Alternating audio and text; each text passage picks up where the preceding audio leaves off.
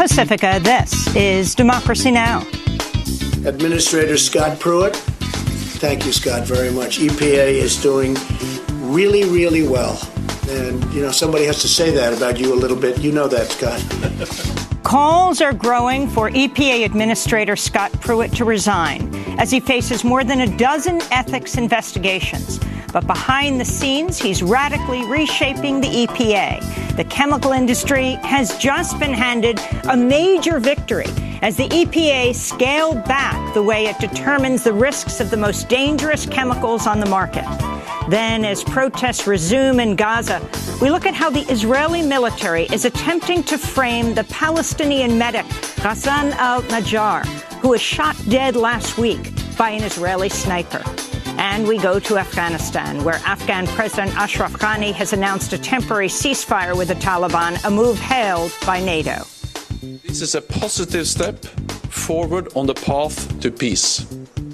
NATO fully supports an Afghan-led and Afghan-owned peace and reconciliation process. All that and more coming up.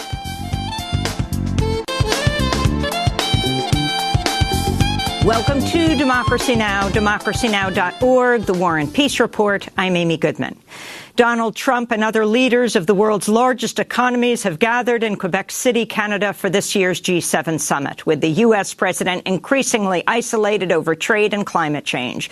The G7 meeting comes after President Trump ordered tariffs on imported steel and aluminum from Canada, Mexico, China, Japan, and the European Union, prompting world powers to talk of uniting against the U.S. in a trade war. Reuters quoted French President Emmanuel Macron as saying Thursday, "We don't mind being sick if needs be." Macron echoed that comment in a joint press conference with Canadian Prime Minister Justin Trudeau. The 6 other countries of the G7 represent a larger market than the American market. Let's face it, there is no world hegemony if we find a way to organize ourselves, and we don't want there to be. President Trump is scheduled to leave the G summit early ahead of next week's meeting in Singapore with North Korean leader Kim Jong-un. With his early departure tomorrow morning, Trump will miss a discussion on climate change, which will center around Trump's decision to pull the U.S. out of the Paris Climate Accord. This comes as Trump said Thursday he's prepared to invite Kim Jong-un to the White House if next week's summit between the two leaders goes well. Federal agents arrested a former senior aide to the Senate Intelligence Committee Thursday, charging him with repeatedly lying to the FBI in a probe of who leaked classified information to reporters. The arrest of James Wolfe came just hours after the New York Times reported it had discovered federal agents had secretly captured years' worth of phone and email data from New York Times reporter Ali Watkins, who broke several high-profile stories related to the Intelligence Committee's work for the New York Times and other outlets. The Times reports Watkins and Wolfe previously had a 3-year romantic relationship. A New York Times spokesperson blasted the Trump administration's efforts to spy on its reporter, saying, quote, "Freedom of the press is a cornerstone of democracy, and communications between journalists and their sources demand protection," unquote. This all comes exactly 1 year after the Trump administration arrested former U.S. intelligence contractor Reality Lee Winner, who's accused of leaking a top-secret document claiming Russian military intelligence launched a cyber attack on at least one U.S. voting software company just days before the 2016 election. Reality Winner has pleaded not guilty and remains jailed awaiting trial.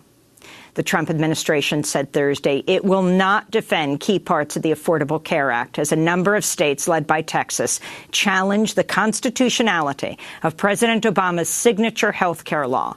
In court filings, Justice Department lawyers sided with the Republican-led effort to overturn the ACA in a move that would allow insurance companies to charge more or refuse coverage to people with pre-existing medical conditions. This came as the White House lobbied Republican congressional leaders to vote down a bipartisan bill that would fully fund an expansion of veterans' health care that Trump signed into law on Wednesday. On Capitol Hill, Senate Democrats are urging House Republican leaders to hold a vote on a bill that would reverse the FCC's repeal of net neutrality rules. Without congressional intervention, the FCC's new policy will go into effect Monday. It would allow Internet service providers, ISPs, to throttle Internet traffic speeds according to how much customers pay or based on which websites they wish to favor.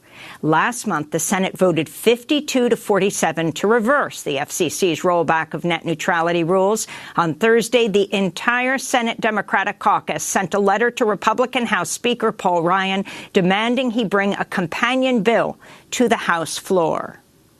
The Trump administration said Thursday it's transferring about 1,600 immigrants held in ICE custody to federal prisons in the first large-scale transfer of this kind. ICE told the Reuters news service it's moving the prisoners to 5 federal penitentiaries, with the majority headed to a prison complex in Victorville, California. Most of those being transferred have no criminal records and are awaiting civil immigration court proceedings. The Northwest Immigrant Rights Project reports up to 120 people being held at SeaTac Prison in Seattle are asylum seekers who are separated from their families.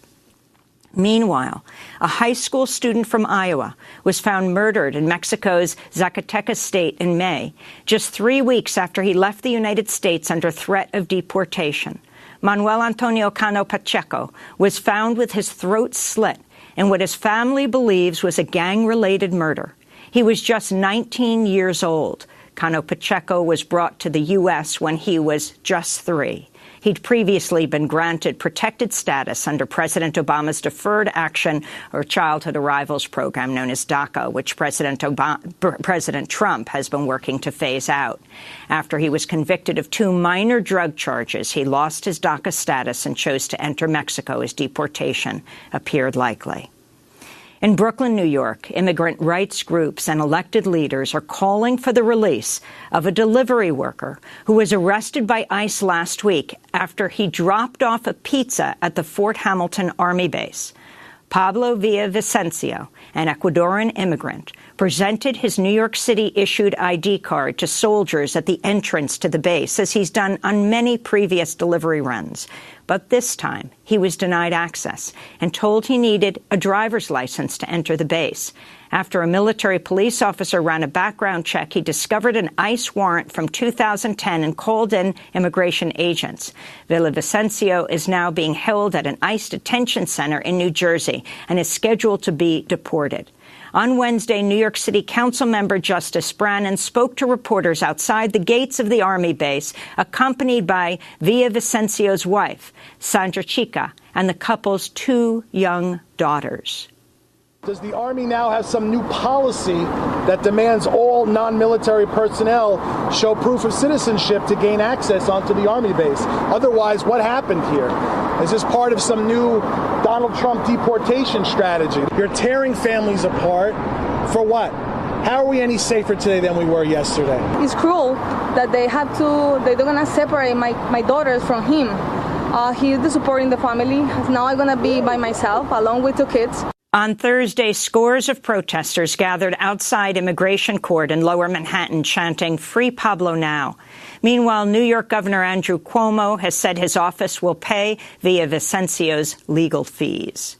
In Nicaragua, hundreds of mothers marched to the streets of Managua Thursday, calling for justice for the more than 100 sons and daughters killed by police and vigilantes in recent protests, calling on President Daniel Ortega to resign. This is protester Ana Maria Pizarro. Children are showing up having been tied up, tortured, and beaten up. And many times, after many days of complaining, the authorities call on mothers to collect the bodies. Official organizations should be giving information on victims from day one. Britain's highest court ruled Thursday Northern Ireland's near-total ban on abortions is incompatible with the European Convention on Human Rights. The ruling by Britain's Supreme Court won't require a change in Northern Ireland's laws, but pro-choice activists say it's a step towards forcing the government of Conservative Prime Minister Theresa May to intervene. This is Grania Tegart, Northern Ireland campaigner for Amnesty International. Theresa May must now demonstrate that, like us, she trusts all women in the UK and that she will end the inequity that women in Northern Ireland face. They should not have to travel to the rest of the UK for this health care. So we will continue to pressure our government to change the law to enable free, safe and legal abortions in Northern Ireland. Ontario, Canada, voters have elected a new Conservative government led by Doug Ford, brother of the infamous former mayor of Toronto, Rob Ford, who died of cancer in 2016 after battling drug and alcohol addiction while in office. Doug Ford, who many have compared to Donald Trump, saw his Progressive Conservative Party win the most votes in provincial elections. Speaking on Democracy Now!, journalist Naomi Klein called Ontario's election the most important of her lifetime. What's really, really worrying about this is that he's running on this platform to cut taxes in various ways, to cut corporate taxes, to cut individual income taxes, to do away with Ontario's cap and trade policies. And so it's a plan to blow a massive multi-billion-dollar hole in the budget, but he has refused to say how he will pay for it. To see our full interview with Naomi Klein about Ontario's election, you can go to democracynow.org. New weather data show the month of May was the hottest ever recorded in the contiguous United States, with temperatures soaring more than 5 degrees Fahrenheit above 20th century averages. Climate scientists say May's heat toppled the previous record set in 1934 at the height of the Dust Bowl and is consistent with models for global warming. The record U.S. temperatures came as 2018 is on track to be Earth's 4th hottest year on record, while the 5 warmest years on record all have taken place since 2010. Celebrity chef and television presenter Anthony Bourdain has died by suicide. The 61-year-old man was found dead in his hotel room in Strasbourg, Germany, where he was filming an episode of his CNN program Parts Unknown. Anthony Bourdain's death came just days after fashion designer Kate Spade was found hanged to death in her Manhattan apartment in an apparent suicide as well. The high-profile suicides come as the Federal Centers for Disease Control and Prevention report the U.S. suicide rate has risen by over 25% over the past 2 decades. Topping the list is North Dakota, where suicides have risen by 57% from 1999 levels. And those are some of the headlines. This is Democracy Now!, democracynow.org, The War and Peace Report. I'm Amy Goodman. Environmental Protection Agency Administrator Scott Pruitt is again facing a slew of ethics and spending scandals amidst mounting calls for his resignation. On Thursday, The Washington Post reports Pruitt enlisted members of his $3.5 million security detail to pick up his dry cleaning and search for his favorite skin moisturizing lotion, even though federal rules prohibit public officials from receiving gifts from subordinates, including unpaid services. This comes after congressional transcripts surfaced showing Pruitt had one of his top aides, Milan Hupp, go apartment hunting for him in violation of federal ethics standards. Hupp was also instructed to try to get Pruitt a used mattress from the Trump International Hotel. After the Washington Post broke the story, Hupp announced her resignation. Her last day is today. Also resigning amidst the mounting scandals is Pruitt's senior counsel, Sarah Greenwald, who traveled internationally across the U.S. with Scott Pruitt as he met with industry officials and foreign diplomats. Meanwhile, Pruitt has also faced criticism after it surfaced his former scheduler contacted the chief executive of Chick-fil-A, seeking to set up a personal meeting about the possibility of Pruitt's wife, Marilyn, opening a franchise of the fast food chain. The revelation is based on emails obtained by a Freedom of Information Act request filed by the Sierra Club. On Wednesday, journalist Jessica Smith published a video of her questioning Pruitt about the Chick-fil-A scandal. With great change comes, I think opposition. I mean, there's significant change that's happening across not only at the EPA, but across this administration, and it's needed. Look, my wife is an entrepreneur herself. She loves, we love. Chick-fil-A is a franchise of faith, and it's one of the best in the country. And so that's something we were very excited about. So, and we need more of them in Tulsa, and we need more of them across the country. So anyway, it's an exciting time. The The New York Times has also reported in recent days Pruitt attended a University of Kentucky basketball game last December in seats belonging to Joseph W. Kraft III, a billionaire coal executive who is aggressively fighting to reverse Obama-era rules limiting coal pollution.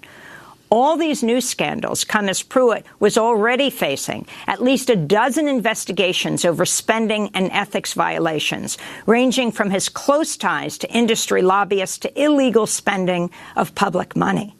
Meanwhile, Pruitt is continuing to radically reshape the Environmental Protection Agency.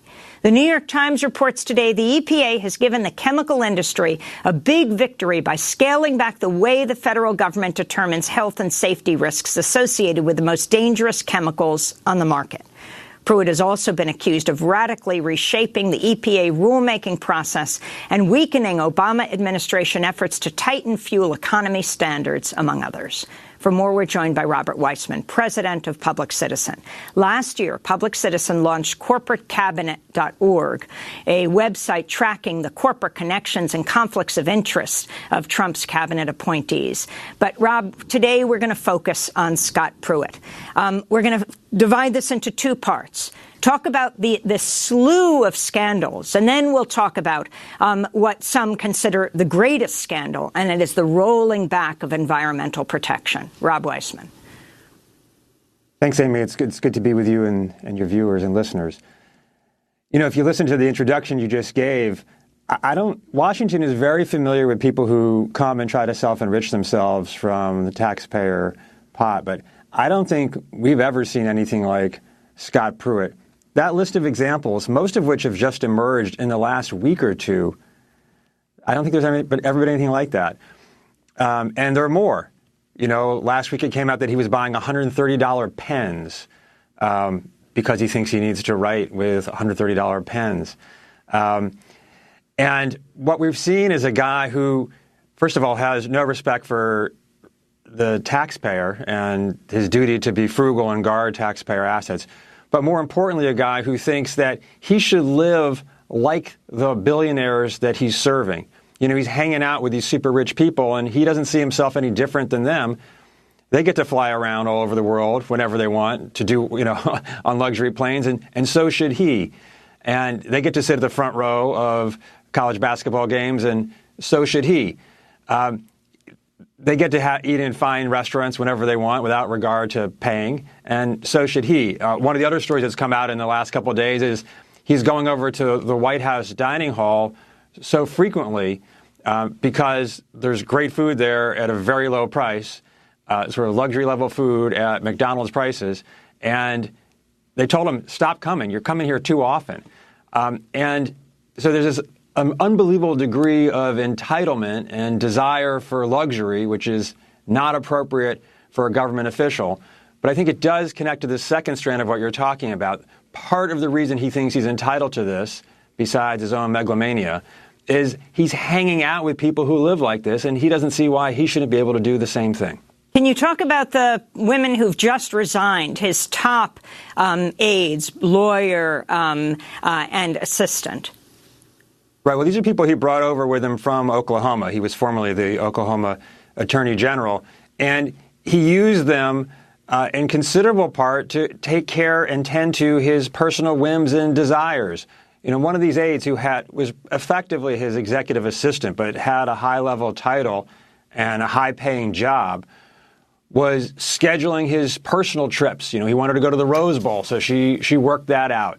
Then it emerged, as you were saying, in the last few days, she actually was looking for apartments for him. She visited at least 10 apartments, the House Oversight Committee discovered, to try to find one for him after he got thrown out of the flop house he had, the super discount deal from a lobbyist or a lobbyist's wife. Well, wait, explain that. I mean, that deal that he had was staying in the building of an energy lobbyist's wife, getting a deal from an energy lobbyist, in essence, paying $50 a night when he was there, but the room was held open for him always, the apartment. Yeah, it's exactly as you said. So he's paying $50 a night, which is, let's say, below market rates here in Washington, D.C.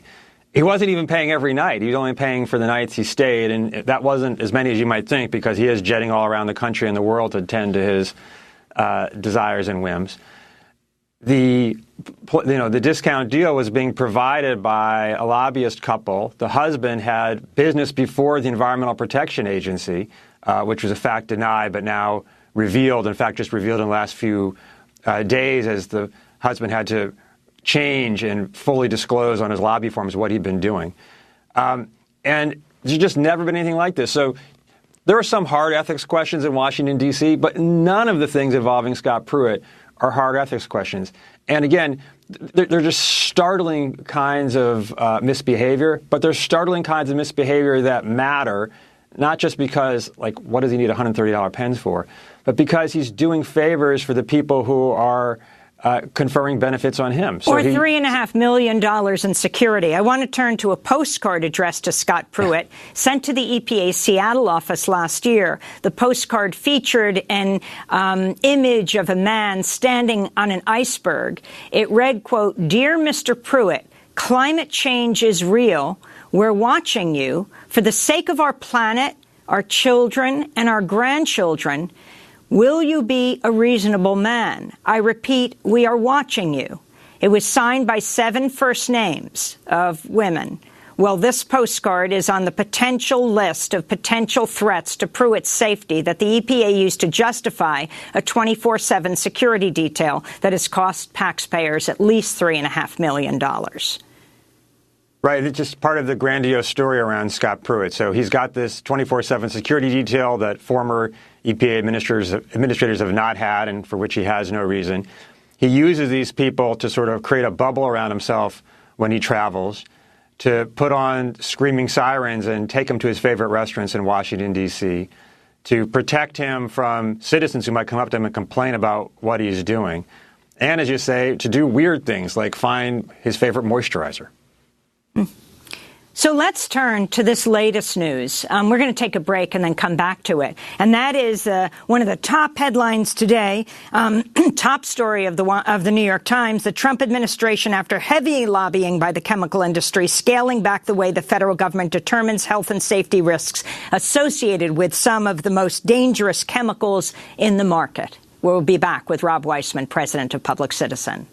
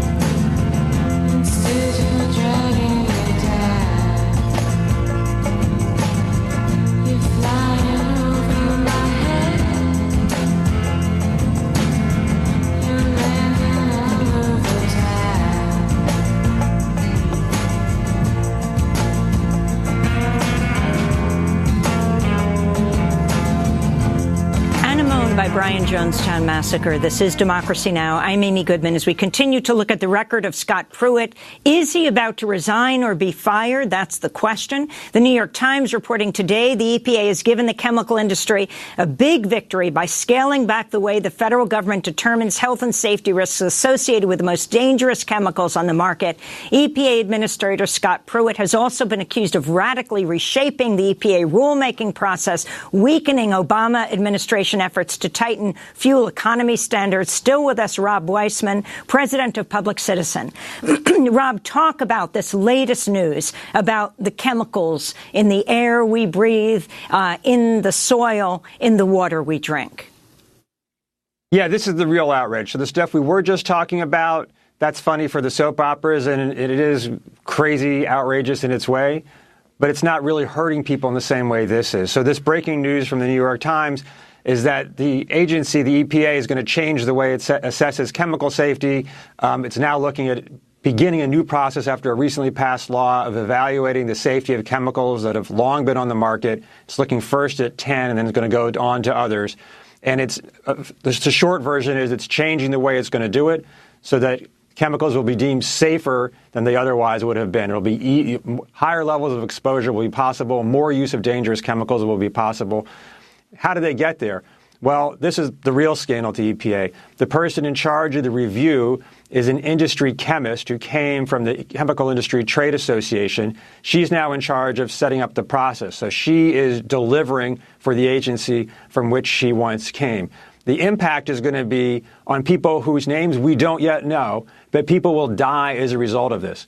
So when you look at what they're doing in the chemical industry, or how Pruitt and his top aides are benefiting the coal industry, or enabling more air pollution, or taking care of the agribusiness industry, or making sure we've got more oil and gas burning going on, he is enabling a kind of corporate violence that will kill literally tens of thousands of people every single year. We don't know their names, but they will die. He is looking at rolling back on behalf of the oil and dirty energy industries an air pollution standard, one air pollution standard that is expected to save 11,000 lives every year and prevent 130,000 asthma attacks every year. Again, when those things happen going forward, if he succeeds in rolling back this rule, almost no one's going to go back and say, look, it was Scott Pruitt who enabled this. It was the industry that polluted in my neighborhood that forced my child to have an asthma attack. People don't think that way, but it is what happens. So it is a crime and a violence that is equivalent to street crime, except that it's at a much more gigantic scale than anything that the biggest mass murderer could ever hope to accomplish. I wanted to go back to a story we covered last week. Officials with the EPA barring multiple journalists from covering a summit on water contamination at the EPA's D.C. headquarters, with one journalist reporting she was shoved out of the building by security guards.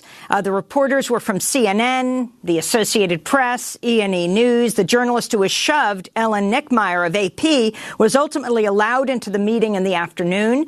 The meeting was about nationwide water contamination from the chemicals PFOA and PFOS, which are used in Teflon and firefighting foam. The attempt to exclude some journalists from the meeting comes as EPA Administrator Scott Pruitt, who spoke at the meeting, was, of course, facing the slew of scandals around him. We had an extended conversation about this. This is about people trying to get a report released of areas, communities around industrial sites, around military bases that fear this contamination. Yeah, that's right. So the big story at EPA in this regard is because Scott Pruitt's agenda is taking care of the polluters and the donors, and of course himself, full stop, has nothing to do with science, has nothing to do with evidence, and won't let evidence get in the way of what he's trying to do.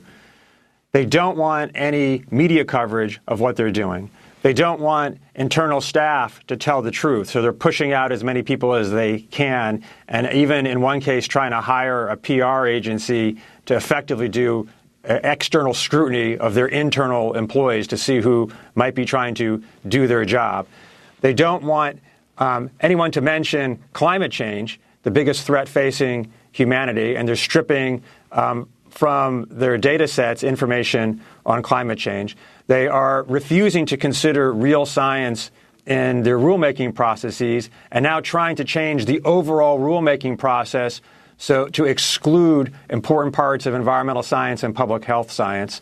They are working in every possible way they can to reach predetermined results on behalf of polluters. You know, for a long time, the deregulatory forces in the country say, look, well, all we want is more evidence. Let's just do more studies. Let's do more studies. And studies was the sort of their excuse for why they should delay the next regulatory protection. But now that they've got control of power, they want nothing to do with evidence. They want nothing to do with science. They just want to get to their predetermined outcome, which is enabling polluters to pollute more. And as I said, it is an outrage, and it's not just an outrage because the air is going to be dirtier in the abstract. It's an outrage because real people are going to suffer. And the real people, it's all of us, but as is normally the case, it will be concentrated in low-income communities and people of color communities where the most hazardous sites exist, where the most pollution goes on, and where the communities have the least local power to fight back to protect themselves. Rob Weissman, on Wednesday, Elena Plott, a journalist with The Atlantic, reported she was castigated by EPA spokesperson Jahan Cox when she asked for comment on the resignation of one of Pruitt's top aides. Wilcox reportedly told Plott, "You're a piece of trash." Meanwhile, a former top attorney for the chemical industry has been named to lead the Environmental Protection Agency's Superfund task force. Stephen Cook, who worked for 2 decades at the chemical giant LyondellBasell, Think Progress reports Cook will now be responsible for overseeing the cleanup of Superfund sites polluted by his former employer. Rob. Yeah, so both those stories are reflective of what's going on at the EPA. The first, again, this hostility to journalists for just reporting on what's going on. Again, also following the lead from the White House, of course. And in the second, part of this grand story throughout the Trump administration of bringing in industry to be in charge of industry officials or former lawyers for industry to then come into government and be in charge of regulating the companies that they once worked for.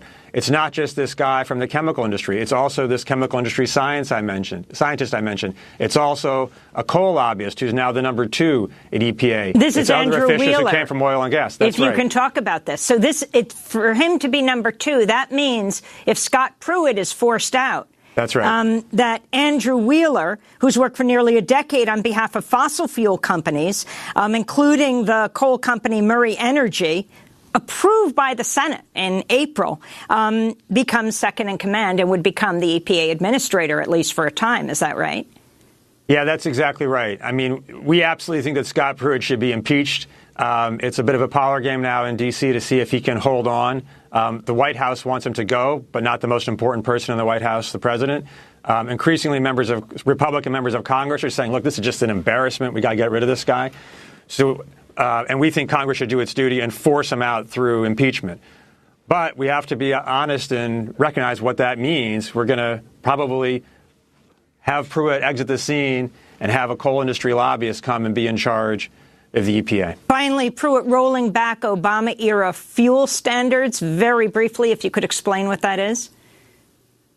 So the most important thing that President Obama did to deal with climate change was not the Clean Power Plan. It was increasing the fuel efficiency standards for cars and trucks. It was being done in 2 phases. And it's just a win-win. It's going to massively reduce the amount of carbon pollution that goes in the air by also reducing the amount of gas that our cars need. It's going to save consumers a huge amount of money. Pruitt is now trying to roll back the second phase of that. The cost in dollar terms to consumers would be more than $100 billion, let alone the impact on climate change. Well, Rob Weissman, I want to thank you for being with us, president of Public Citizen. Last year, Public Citizen launched corporatecabinet.org, a website tracking the corporate connections and conflicts of interest of the Trump cabinet appointees. This is Democracy Now!, democracynow.org, the War and Peace Report. I'm Amy Goodman. As we turn to Gaza, where thousands of Palestinians have resumed protests against the Israeli blockade, Israeli soldiers have killed at least 119 Palestinians and wounded more than 13 others since the Palestinians' nonviolent Great March of Return protests began on March 30th. A week ago today, Israeli forces shot dead Israeli medic Hazan al-Najjar as she was helping evacuate wounded Palestinians at a protest near the separation fence between Israel and Gaza. At the time of her killing, she was wearing a white medical coat and a medical ID card. The following day, thousands of people poured into the streets of Gaza to attend her funeral.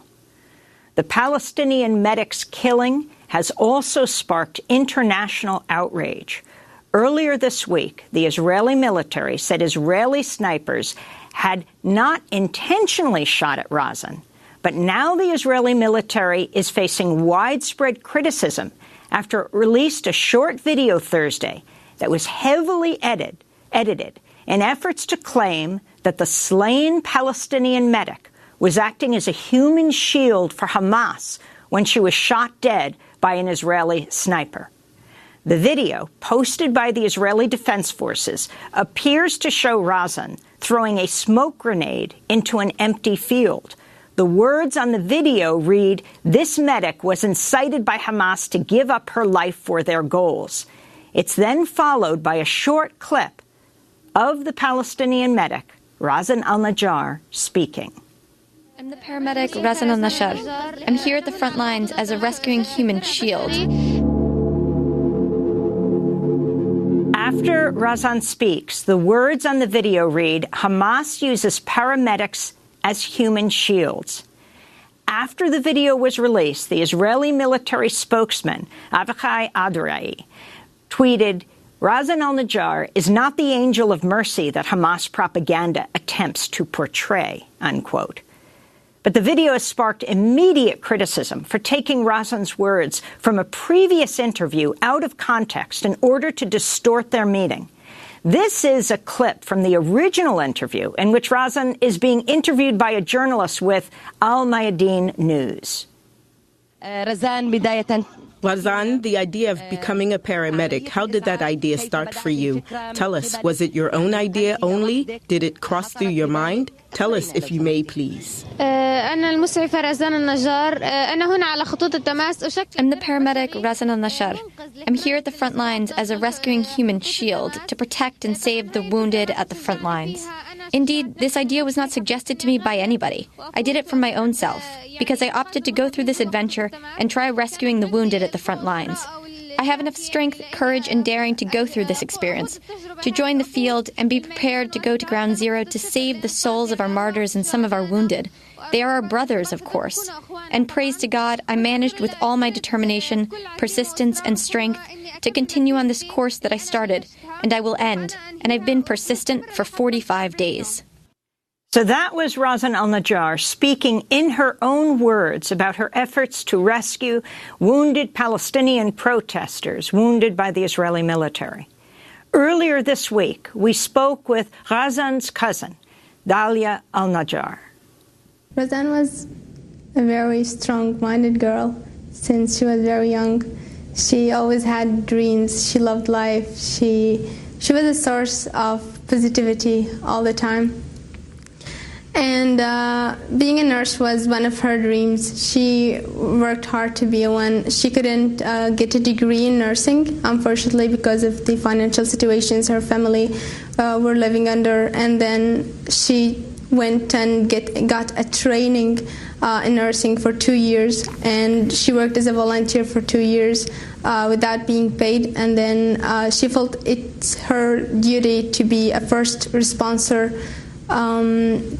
because it's everyone's duty. Everyone has a role in what's going on, and she felt that she can do what she's best at by being a first responder. She was one of the first female first responders, and she inspired many people. I heard stories from her colleagues saying that other first responders used to motivate each other by mentioning her and talking about her.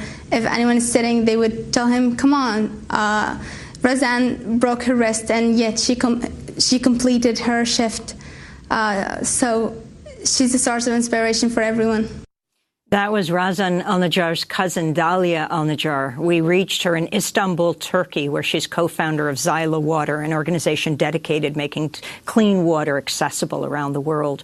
Well, for more, we go to Sweden via Democracy Now! Video stream to speak with Mohammed Shahada, writer and activist from the Gaza Strip, student of development studies at Lund University in Sweden. He writes for Haaretz, The Forward, and other publications. Mohammed, talk about this video that the Israeli military has released a week after Razan was gunned down by an Israeli sniper. Well, this incident shows how the IDF evidently feels able to, first of all, lie so blatantly in a way that can be checked so easily, because it knows that the Western media and the Western reporters would catch the bait and convey its lies as unquestioned facts, or at least as credible narratives For instance, the New York Times reported about this specific incident or this specific controversy as opposing narratives between the real video and what the IDF claims. Any reporter could simply just go on YouTube and check the full interview for her or himself. But the problem is that, again, they won't do that. It's a betrayal not only of heroism, not only of the courage and sacrifice of the Palestinian people, it's just a betrayal of basic journalistic values. As you have seen in the footage, the IDF footage, according to the shamelessly fabricated and doctored video, Razan was saying very ironically that she's standing as a human shield. Her specific use of that word, human shield, was obviously intended to take a dehumanizing term that is widely deployed by the IDF to justify the killing of innocent civilians. And she used it to make it into something so powerful and touching that couldn't be ignored. It is decisive and conclusive that there is no chance the IDF did edit and doctor that video in good faith or by accident. It was purposeful to cut this interview after 2 seconds of what she says in order to falsify her own words. If the IDF, or had they just lengthened the clip by 1 second, one more word, the whole story would have been unraveled. But the problem is that instead the first murder, an unarmed, clearly marked paramedic with precision weaponry. Then they claimed that it was an accident. And finally, they claimed that even accidents are directed by God to occur only to bad people. So the victim's death is justified. It appears that under no circumstance whatsoever would Israel acknowledge the Palestinians' suffering. We are never allowed to be seen as victims. It is as if Israel cannot tolerate another story of dispossession and misery to exist alongside it. So intolerance is constantly reinforced through the Israeli forces' hostilities toward the Gazan civilian population, and now the deliberate discretion of their sacred memories. The least the IDF could have done in that incident is to show remorse, to say that we were wrong for the execution of an innocent female paramedic. But sometimes there is enough honor in losing a battle than snatching a defeating and false victory. Instead, from the first moment, as you have seen, the IDF invested disproportionate time and effort to contextualize and find a pretext for this horrendous war crime, then to hold the perpetrators accountable. The problem is that, as always, the calamities visited upon the Palestinians are either denied, ridiculed, or sometimes even cheered and applauded. There is always an internal investigation to be open, a relief from blame. And this investigation is either never concluded, as in the case of the young mother, 14-year-old protester Muhammad Ayub, who died through the protest, or the findings of these reports are rather more appalling than the incident itself. One of the findings is that it never happened, just plain and simple, some IDF reports say. As in the case of Ahmed Tamimi's cousin Muhammad, his medical record, his X-ray, eyewitnesses, everybody confirms that his head was shattered by Israeli live bullets directed towards him. But according to the IDF, he fell off his bike. It never happened. Mohammed, I want to turn to that story for a moment. On Wednesday, the Palestinian Information Ministry saying Israeli forces shot dead the 21-year-old Palestinian Ezzeladin al-Tamimi in the West Bank village of Nabi Salah.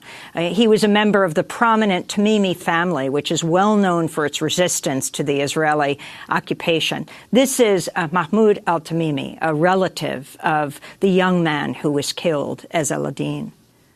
Israeli occupation forces raided a site near the gas station. When he ran away, they identified him and shot him directly with live ammunition. 3 bullets in his neck and chest.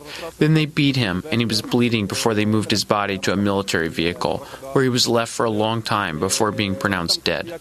Another member of the Tamimi family, 17-year-old Ahad Tamimi, remains imprisoned on charges of slapping an Israeli soldier in a video that went viral. Earlier this week, a parole board rejected her appeal for an early release. She's really become a global face of the resistance to occupation.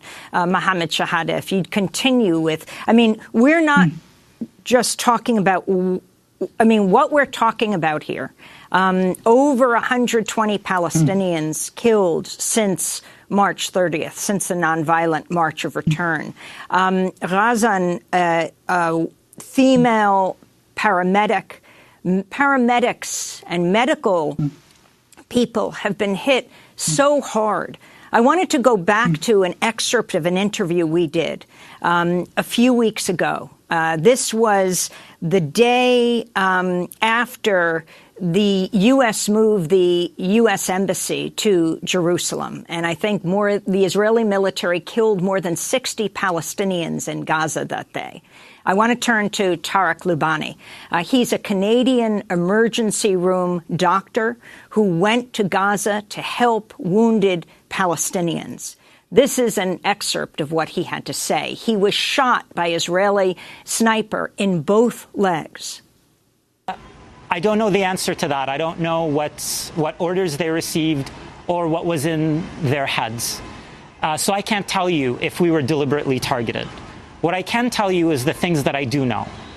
In the 6 weeks of the march, there were no paramedic casualties. And in one day, 19 paramedics, 18 wounded plus 1 killed, and myself were all injured. We're all shot with live ammunition. Musa was actually in a rescue at the time, but everybody else I've talked to was like me. We were away during a lull without smoke, without any chaos at all, and we were targeted, and we were rather hit by live ammunition, most of us in the lower limbs. So it's very, very hard to believe that the Israelis who shot me and the Israelis who shot my other colleagues, just from our medical crew, 4 of us were shot, including Musa Abu Hassanin, who passed away. It's very hard to believe that they didn't know who we were, they didn't know what we were doing, and that they were aiming at anything else. So that is Dr. Tarek Loubani. The Canadian Prime Minister Justin Trudeau spoke out about this. He was shot in both legs. And the man he just mentioned, the paramedic Musa, who went to save him, was shot dead an hour later. Mohammed Shahada, if you can continue to talk about the coverage of what has taken place in Gaza and also what is happening today as we speak. Thousands are protesting in Gaza. Well, as I said, the coverage of the Gazan protest or actual particular incidents like Razan, it concludes 3 different dehumanizing and equally appalling indications. One is that it never happened. There is the unarguably racist, dehumanizing and hideous term Pallywood that is coined and going viral to imply that the entire Palestinian population are consistently conniving and contriving staged major lies to defame Israel and exert an understandable anger or hatred, as they call it, of its illegal occupation and criminal blockade. The absurdity of this horrendous term dishonors only its authors and advocates. But the other conclusion is that it wasn't us. As you have seen in the case of the double amputee Ibrahim Abu Thuraya, the IDF concluded that the bullet that landed in his forehead was not coming from their own ammunition. Another racist term is coined here to describe Ibrahim's death as self-inflicted suffering. The entire population of Palestine are perceived as masochistics who find joy in getting killed, maimed, or crippled by the IDF, and whose main goal is, of course, to make their wish come true without a second thought. The Israeli intelligence apparently managed to dig into Ibrahim's heart and to conclude his intentions that his death was entirely self-inflicted. It was his own fault because he was, quote, an agitator who wanted to die as a martyr. And they indeed purposefully overlook the fact that even if Ibrahim for once in his life contemplated death as a relief from the insufferable misery that he endured, it was mainly because the IDF first shot his legs, both of them stole his legs and stole his life, because Israel's blockade turned his life into unbearable hell. He spent his golden years crawling on the floors, begging for bare-bone subsistence. The third conclusion, which is what we are now seeing in Razan's case and in the case of the Palestinian journalist Yasser Mortaja, is that it was an accident. And it comes from a deep and evident wishful thinking that if you presume the IDF to be the most moral army in the world, you can never conclude that they did this on purpose. By no means the most moral army in the world would do such thing. The IDF stated at the beginning of the protest that it knows where every bullet shot at the protest landed, maybe except for the ones that when it's convenient for them to claim otherwise, like in the particular case of Razan. You see that they say first she was shot by accident. The bullet apparently was shot in the air and bounced back and accurately shattered her heart. And even incidents that happened by accident, according to the IDF definition, only happened to bad people, as they called them. So the IDF, instead of investigating the actual incident or the accident, seemed to spend great time and effort trying to prove an alleged affiliation between the victims and dehumanizing categories that would justify their killing. Mohammed Shahada, we want to end today's segment with the words of the celebrity chef and television presenter Anthony Bourdain. We just learned today he's died by suicide in Strasbourg, France, as he was filming one of his episodes of his very popular show, Parts Unknown. He traveled to Gaza. In 2014, he won an award from the Muslim Public Affairs Council. This was his speech. I was enormously grateful for the response from Palestinians in particular, for doing what seemed to me an ordinary thing, something we do all the time, show regular people doing everyday things. The world has visited many terrible things on the Palestinian people, none more shameful than robbing them of their basic humanity. People are not statistics. That is all we attempted to show. Those are the words of Anthony Bourdain, again died by suicide this morning in Strasbourg, France, as he was filming one of his episodes for Parts Unknown for CNN. I want to thank Mohammed Shahada, writer and activist from the Gaza Strip, a student of development studies at Lund University in Sweden. He writes for Haaretz, The Forward, and other publications. We'll link to his pieces at democracynow.org.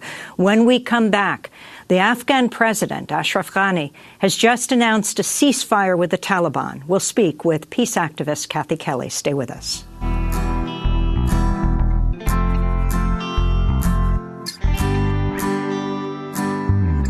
في بينا أمل للتحرير نحلم فيه في بينا وعي لازم نحارب فيه في بينا قدس محتاجة فينا النور في بينا وطن أمل فينا بالتحرير النفس في حياتنا أصعب وضع فنجد نكافح فسادنا انطمع بنستسلمش بنفوت الجريمة الطمع تسرق حقي وكرامتك بالمجتمع بدنا منظرة حصد من جد وجد مش منظرة ما حصد ومن جد لا يجد بدناش نقول مين بتعرف مش إيش بتعرف تبدأ القصة من حقك إنه لازم تعرف نشوف شاب ماخد تخدير مش محصل إنه يكون أي We Have Hope by Revolution Makers here on Democracy Now!, democracynow.org, The War and Peace Report. I'm Amy Goodman. As we end today's show in Afghanistan, where Afghan President Ashraf Ghani has announced an unconditional ceasefire with the Taliban to last until June 20th. This was President Ghani's first unconditional offer of a ceasefire since his election in 2014. The U.S. has said it'll honor the ceasefire against the Taliban Taliban. We go to Chicago, where we're joined by Kathy Kelly, co-coordinator of Voices for Creative Nonviolence, a campaign to end U.S. military and economic warfare. She has made many trips to Afghanistan and just returned from Afghanistan this week. Kathy, if you can explain what's just taken place, how significant is this ceasefire? Well, it's very difficult to imagine a ceasefire with the multiple groups of insurgents in Afghanistan today. The Taliban are certainly the strongest, but they are one group amongst many insurgent groups who have made steady attacks all through the year. And so it's a very, very tense time. But a lasting peace in Afghanistan would require a way to deal with the destitution, with the unemployment, with the inability of people to feed their families, because it's in part because of that kind of desperation that people turn to joining military groups, police groups, because that's the only way sometimes that they can get an income. Plus, very, very tragically, now 21 out of 34 provinces in Afghanistan are drought-stricken. So conditions are so harsh, so hard, and in Kabul, it's become the least safe place in Afghanistan. I just returned from that city, and in a visit in a refugee camp, you get the sense of exhaustion, desperation, and an inability of the Afghan government to respond. So ISIS claimed responsibility for a recent suicide attack that killed 14 clerics at a peace summit in Kabul. What happened? And was this the spark for President Ghani?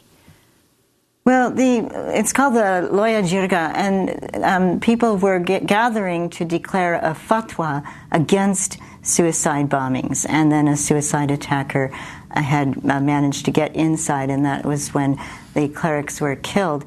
I think that Ashraf Ghani, perhaps right now, is very aware that the Taliban have been able to surround various cities in Afghanistan and in some cases take over the cities temporarily. And so he is offering this ceasefire, perhaps knowing that talks might at this point be indispensable for his government to continue. But included in his government are various warlords and sons of warlords, and so it's a very, very tense time.